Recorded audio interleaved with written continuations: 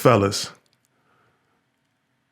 I want you to pay attention because it's about time we had a tough and very real conversation about our physical health.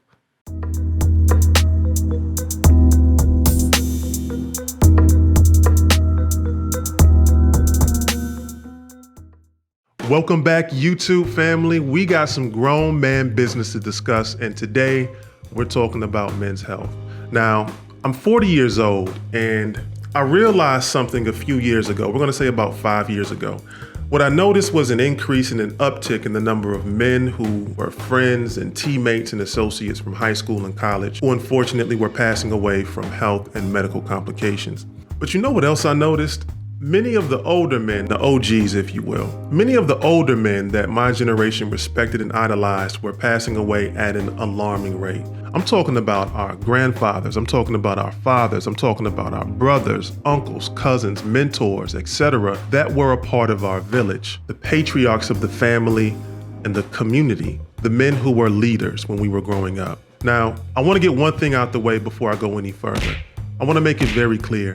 I'm not a doctor or a medical professional, nor do I play one on YouTube. I'm just a grown man who's trying to compile and disseminate information so men can do a better job of looking after our health, therefore increasing our lifespan and improving our overall quality of life. Also, ladies, just because this series is called Grown Man Business, because I know it's a couple of you watching, just because this series is called Grown Man Business doesn't mean that you won't find this series useful. In fact, I might put you on game to understand men a bit more through this series, so keep that in mind. But ultimately, remember, everyone is welcome over here. So everyone, please make sure that you hit that subscribe button, that you like this video, and that you share it so others, especially men, can see it and spread the word. Let's get into it. Now, when we talk about men's health, we have to talk about some research and statistics as the foundation. Now, research has shown that approximately 60% of men, that's 60, not 16, 60% of men do not schedule regular health checkups and visits with their doctor. This makes it more likely that men will delay addressing any medical symptoms or even completely ignore medical symptoms altogether. Basically, fellas, way too many of us do not go to the doctor enough, or we wait until it's too late. Most of us don't go to the doctor unless something is wrong, and even then we can be stubborn, and I know I can be stubborn, but we can be stubborn until basically a limb is falling off and hanging by a flap of skin, or our significant other has to threaten us and basically drag us to the doctor, okay? Unfortunately, this kind of avoidance can lead to an increased risk of a number of medical complications, including heart disease, diabetes, cancer, erectile dysfunction, stroke, high blood pressure, the list goes on and on. In fact, according to the CDC, or the Centers for Disease Control, in 2018, the top 10 causes of death for men in the United States are heart disease, cancer, accidents, chronic lower respiratory disease, stroke, diabetes, Alzheimer's disease, suicide, pneumonia and the flu, and chronic liver disease and cirrhosis. Now let's peel back one more layer and talk about black men, because the top 10 causes for black men are actually a bit different. First, we have heart disease, then cancer, accidents, stroke, homicide, diabetes, chronic lower respiratory diseases, kidney disease, sepsis, and hypertension or high blood pressure. Now for Hispanic men, actually the first four are very similar to the same four with black men, but the top 10 causes of death for Hispanic men are heart disease, cancer, accidents, stroke, diabetes, chronic liver disease and cirrhosis, suicide, chronic lower respiratory diseases, Alzheimer's disease, and homicide. Now we can probably assume that the top 10 causes of death in men will shift once the stats during and after COVID and quarantine are analyzed and released, especially for Black and Hispanic men. But for now, I'll leave a link to the 2018 CDC statistics report below in the description of this video, so make sure you check it out when you can. So I think a good place to start is by asking a tough question, which is, why aren't men going to the doctor? Well, according to many medical professionals, there's a number of reasons why men are not as likely to schedule regular checkups with a doctor. And some of those reasons include financial reasons, such as the high cost of healthcare and doctor's visits, also a busy schedule because, as we know, things can get hectic between work, home, and other responsibilities. Stoicism, basically enduring hardship or pain without complaining, showing our feelings, or asking for help. Now, this kind of bleeds over into mental health territory, and I'll touch on that territory in the next couple of videos. Also, challenges of scheduling an appointment. Now, let's be honest. Sometimes scheduling an appointment can be annoying depending on the receptionist you're dealing with, if they're having a good day. Also, the amount of initial paperwork you have to fill out and the amount of information you have to give, as well as a number of other factors. The possibility of a digital rectal exam for prostate cancer. Let me tell you something, man. Many men that I know absolutely dread the thought of having this exam. And if you don't know why, ask them. They'll tell you, okay? Also, the fear of receiving bad news, often as a consequence of unhealthy habits like not scheduling routine checkups in the past, smoking, drug use, excessive drinking, and ignoring symptoms in the past. All right, so now what? I mean, we know what the stats say about men's health, and we also know why men are a lot more hesitant to visit the doctor, but what can we do about it? One of those things is regular exercise and resistance training. Fellas, don't be afraid to visit a few of your local gyms and pick one that's best for you. And also, don't be afraid to pick up the weights, especially the free weights on your own, or get a personal trainer to learn about resistance training and how to lift properly with proper form. Also, losing weight will work wonders for your joint pain, especially your knees and your hips for those of you who have those issues. Because if it sounds like you got a dice game going on in your knees, it might be time to look into resistance training and weight loss. Also, it may be beneficial for you to look into getting a physical therapist. Fellas, unfortunately, there's a huge misconception out there that working out has to be boring and it has to be monotonous. It doesn't. And listen, I don't care what age I'm talking to right now. I don't care if you're 17 years old watching this. I don't care if you're 60 years old or 70 years old watching this. Working out can absolutely be fun.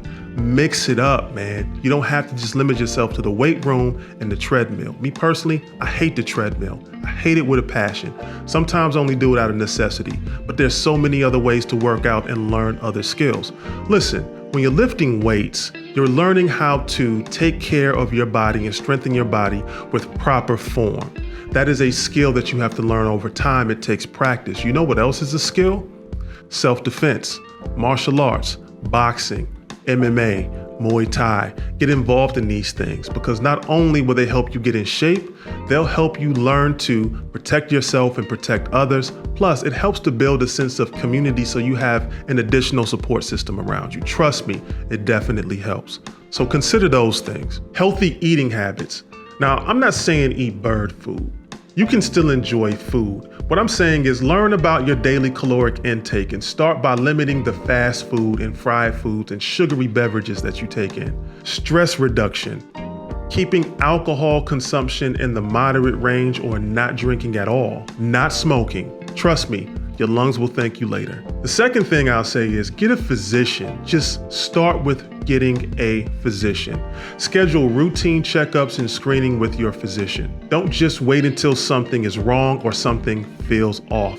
And then once you get in there with your physician, be honest with your physician about any symptoms. Also, speak to family members to stay knowledgeable about family medical history because they will ask you questions about your family medical history. And then remain open-minded about visiting other medical professionals if follow-up is recommended by your physician. So who are we talking about here? We're talking about orthopedic surgeons, urologists, cardiologists. We're talking about the ear, nose, and throat doctors or ENT doctors, the endocrinologist, the eye doctor. We're also talking about the dentist. Listen, you might need to go and get that rotten tooth in the back of your mouth looked at.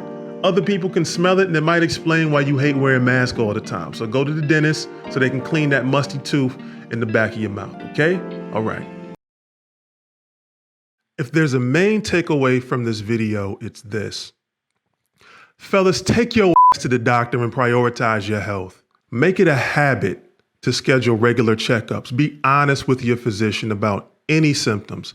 Get your blood pressure, your cholesterol checked. Get screened and checked for diabetes along with prostate and colon cancer. The second overall point is there's a number of things you can do right now, right this moment, before you schedule that annual checkup with your physician.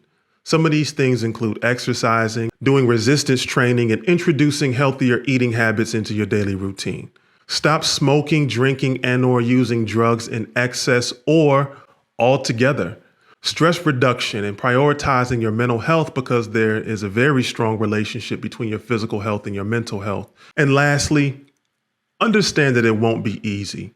Replacing bad habits and behaviors with replacement behaviors, especially when you've been doing them for a long time, it takes time and it takes a lot of hard work and discipline, but it can be done. I know for me personally, I'm tired of seeing my friends between 35 and 50 and older passing away because they're not prioritizing their health. I know I'm tired of seeing the same trends get passed down for generations and families. No, you're not destined to have high blood pressure like the men of previous generations in your family.